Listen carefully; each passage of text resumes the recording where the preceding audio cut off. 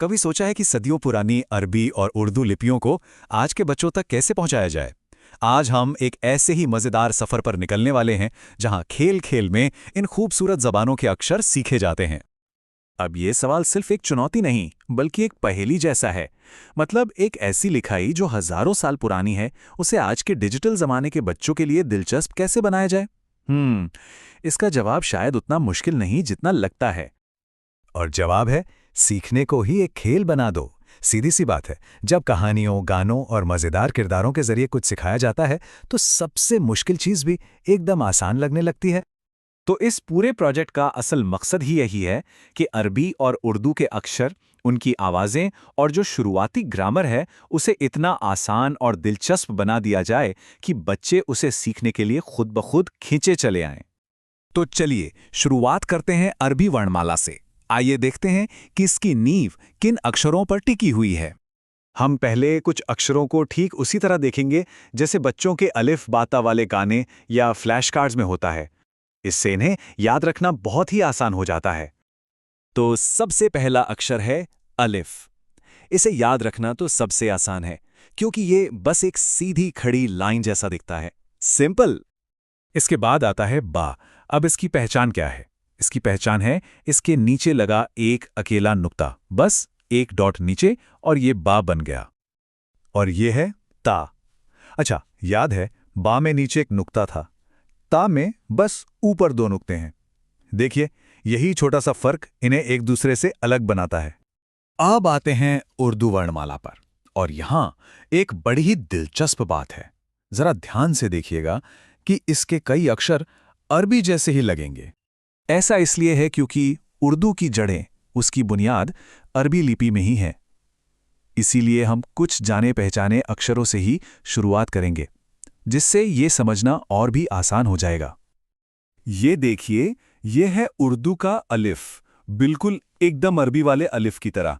यहां कोई भी बदलाव नहीं है। और ये रहा बा। इसकी शक्ल और आवाज दोनों ही अरबी से लिए गए हैं, सेम टू सेम। लेकिन अब आता है एक मजेदार ट्विस्ट। देखिए, उर्दू में प जैसी कुछ आवाजें हैं जो अरबी में होती ही नहीं हैं। तो उर्दू ने क्या किया? एक बहुत ही कमाल का जुगाड़।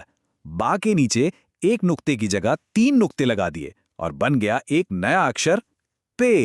है ना कमाल का आइडिया? तो अब हम ये समझ पा रहे हैं कि ये दोनों वर्णमालाएं एक दूसरे से जुड़ी हुई भी हैं और अलग भी। चलिए इस आकर्षक रिश्ते को थोड़ा और करीब से देखते हैं।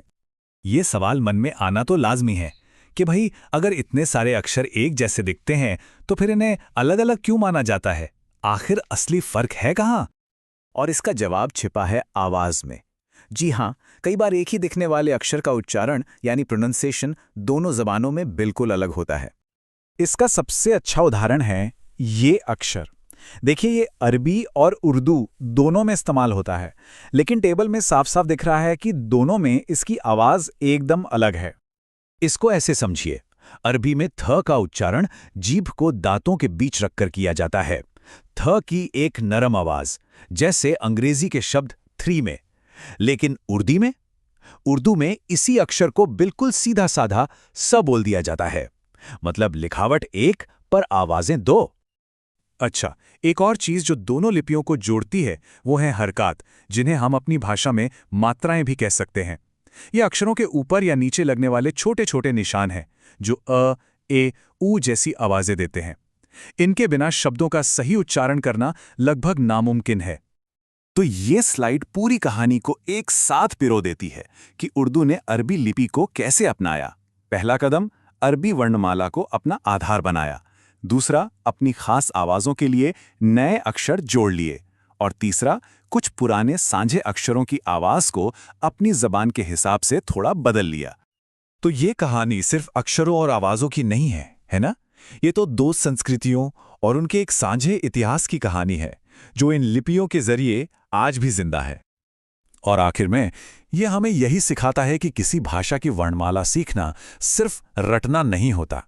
ये असल में उस भाषा की दुनिया में, उसकी संस्कृति और इतिहास में कदम रखने जैसा है। तो मैं इस पूरी बातचीत को एक सवाल के साथ खत्म करना चाहूंगा। अगर इन दो लिपियों की जड़ें इतनी ज्यादा जुड़ी हुई हैं, तो जरा सोचिए, इनकी संस्कृतियों और कहानियों में और कितनी गहरी समानताएं छिपी होंगी, सोचने के लिए एक दिलचस्प ख्याल है ना।